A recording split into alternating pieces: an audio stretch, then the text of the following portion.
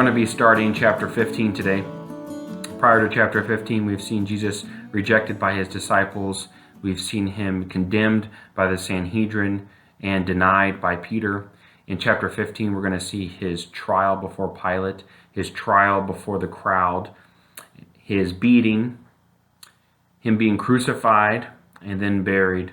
We're going to try to cover the first 15 verses today in Mark chapter 15. So let's jump in. We're just a couple hours away from the cross at this point in time. In the first 15 verses, there's a couple of things that Mark tries to pull out. And that is, one, that Jesus is innocent, and two, that he is king.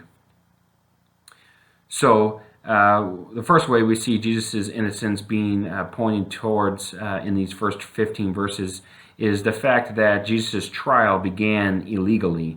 And this just points to the fact that the Sanhedrin and the chief priests did not have any legitimate case, a legitimate case to bring against Jesus. And so they had to conjure up these things in secrecy.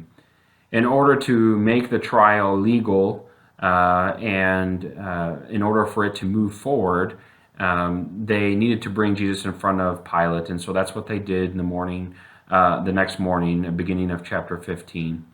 Pilate begins to question Jesus. And we see Pilate being astonished that Jesus does not defend himself. And that to me just indicates that maybe Pilate is starting to think about these claims that the chief priests have brought against Jesus. Then we see that Pilate truly does not believe these claims and thinks that Jesus is innocent. And we see that in two ways.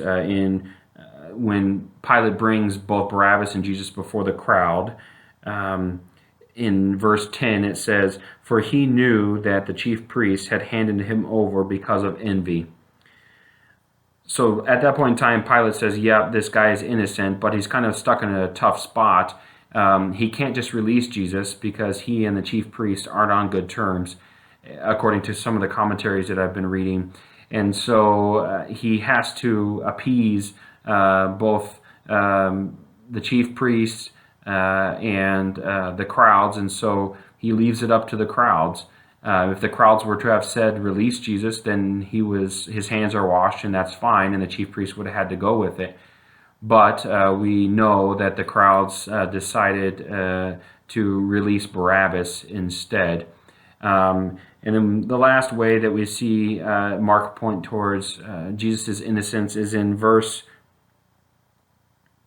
14. The last question he says is, why? What evil has he done? And so just again, another thing pointing towards Jesus' innocence. We also see Jesus' kingship being pointed out. Now, in this case, they were questions, they weren't statements, but we know that Jesus is the true King of Kings and the Lord of Lords. And we'll see a little bit more on that line, that thread, in the next couple of sessions.